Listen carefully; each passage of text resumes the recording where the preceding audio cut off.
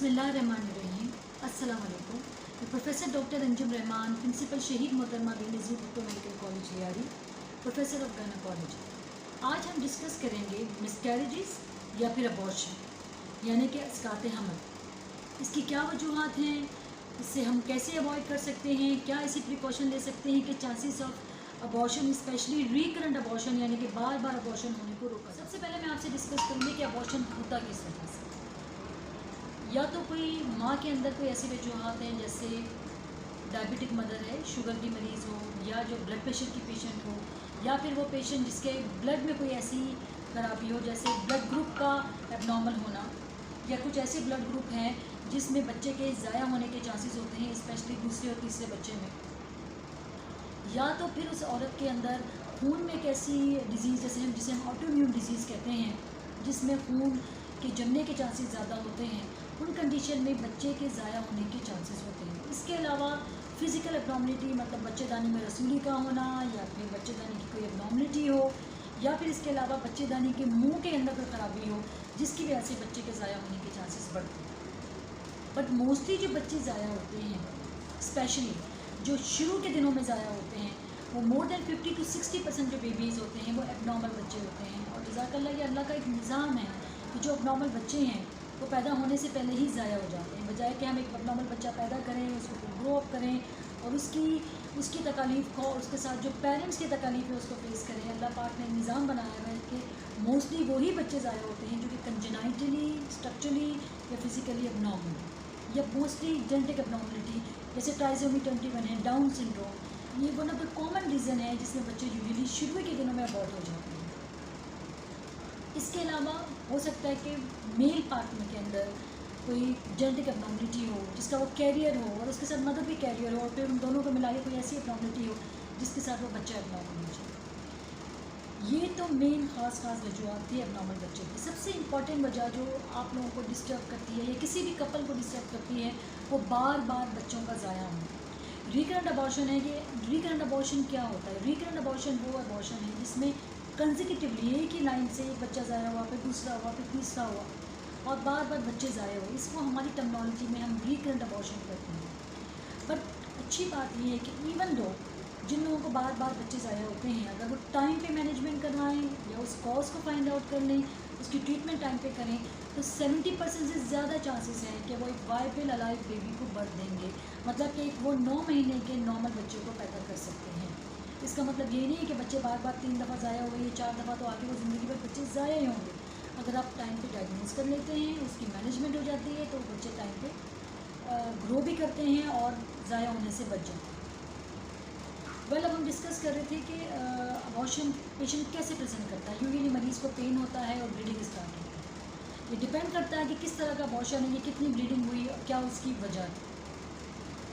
इसको हम कैसे प्रिकॉशनरी अवॉइड कर सकते हैं? सबसे पहले तो ये है कि हमने प्री प्रेगनेंसी काउंसलिंग, जब आप प्रेगनेंसी को प्लान करें तो बेहतर है कि आप इससे पहले अपने कंसल्टेंट से मिलें, अपने गायनोकोलॉजिस्ट से मिलें, स्पेशली वो लोग जो स्पेशली डायबिटीज़ हैं, हाइपरटेंशन है, या ऑटोइम्यून डिजीज़ के पेशेंट हैं, या कोई और डिज़ीज़ ऐसी है जो बहुत पुरानी इलनेस है जिसमें उनको लगता है कि जी पहले भी उनके लिए, स्पेशली वो लोग जिनके पहले भी बच्चे ज़ाया हो चुके हैं, ये वो कपल्स हैं जिनको ज़रूरी है कि when ever they plan the pregnancy कि जी अब हमने बच्चा करना है, इससे पहले जाके अपने कंसल्टेंट से मिलें, ताकि टाइम पे उनकी मैनेजमेंट जो चल रही है पुरानी से, डायबिटिक पेशेंट है, वो कोई दवाएं ले रहा है, तो हो सकता है कि वो उनमें से कुछ मेडिसिन हमने चेंज करनी हो, या कोई मेडिसिन की डोज बढ़ानी हो, या हो सकता है कि शुगर बहुत अच्छा कंट्रोल ना हो, तो वो प्रेगनेंसी के बाद जब वो कंट्रोल करने की कोशिश करेंगे तो उसमें चांसेस ऑफ अबॉर्शन ज़्यादा होंगे, रादर अगर वो 2 से 3 महीने पहले प्रेगनेंसी से वेल कंट्रोल हो जाए।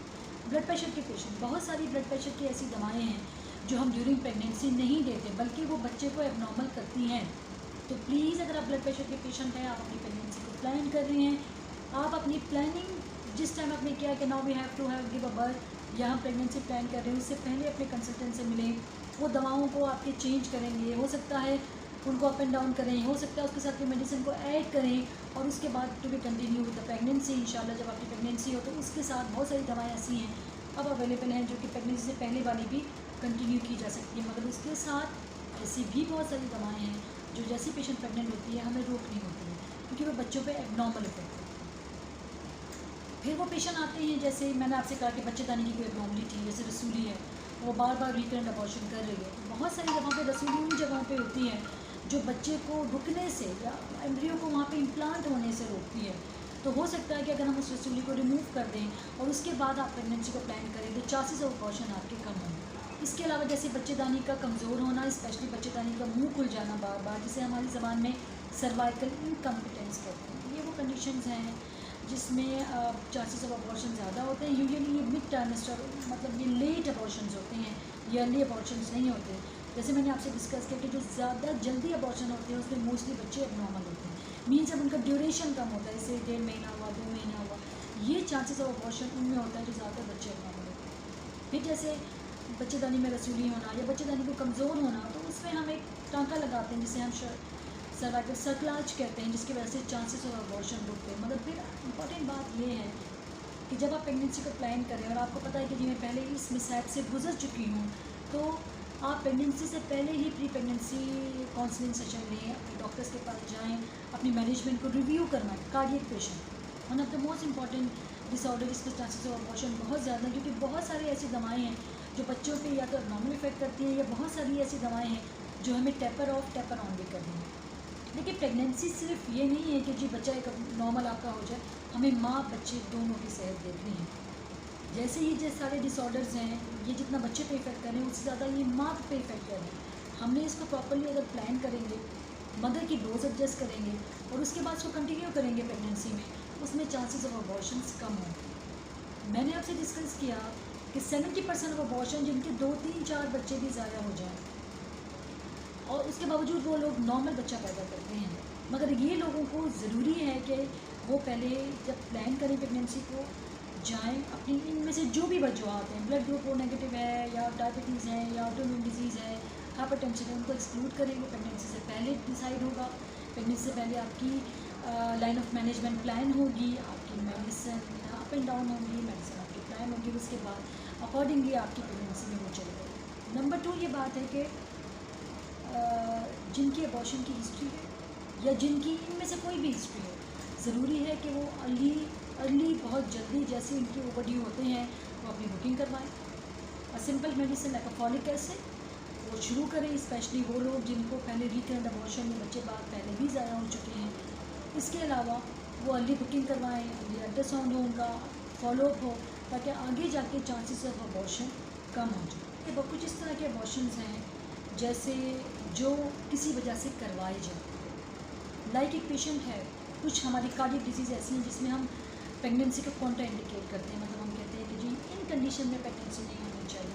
तो लीगली भी और आई फील कि जी मज़हबन भी मेरे ख्याल से उन कंडीशंस में हम अबॉर्शंस को करवा सकते हैं। जैसे पेशेंट का इंजेक्शन फ्रैक्शन बहुत कम है या दिल नहीं सब प्रॉपरली काम कर रहा, तो कुछ फेफड़ों की कुछ ऐसी बीमारियाँ हैं जिसमें हमें पता है कि जी वो पेशेंट ये प्रेगनेंसी को कैरी आउट नहीं कर सकेगी। बच्चे का तो नहीं पता, मगर माँ खुद ये जब प्रेगनेंट होगी तो वो सर्वाइव नहीं कर पाएगी। इन कुछ कंडीशंस में लीगली अलाउ है कि जी हम उसको अबॉर्शन कर सकते हैं, जिससे हमारी ज़बान में हम थेरेपेटिक अबॉर्शन से। उसके बाद बात ये आती है कि जी अगर आपको अबॉर्शन हो जाता है और आप उस फेज से निकल गए, डेफिनेटली बड़ा साइकोलॉजिकल ट्रॉमा है। उसके बाद इमीडिएटली अपने इवन आफ्टर अबॉर्शन प्लीज़ अपने डॉक्टर से कंसल्ट करें, अपनी टेस्ट को रिव्यू करवाएं, अपनी मेडिसिन को रिव्यू करवाएं जितना जल्दी हो, ताकि नेक्स्ट टाइम ये चीज़ होने के चांसेस कम हो जाए। आई अगेन रिपीट कि अगर आपको एक दफ़ा अबॉर्शन हुआ, इसका मतलब ये नहीं कि आपका हमेशा ही अबॉर्शन हो। इवन 2, 3, 4 अबॉर्शन के बाद भी चांसेस ऑफ एक वायबल प्रेगनेंसी के बहुत ज़्यादा हैं। बट दैट्स वेरी इंपॉर्टेंट कि आपने अपने कंसल्टेंट से डिस्कस किया, अपनी बीमारी का इलाज करवाया और अपनी प्रेगनेंसी को प्रॉपरली फॉलो किया। प्लीज़ अपनी अर्ली बुकिंग करवाएं, शुरू से ही डॉक्टर्स के पास जाएं, प्रॉपर फॉलोअप करें, तो इंशाल्लाह अगर अल्लाह ने चाहा तो आपका एक बिल्कुल सेहत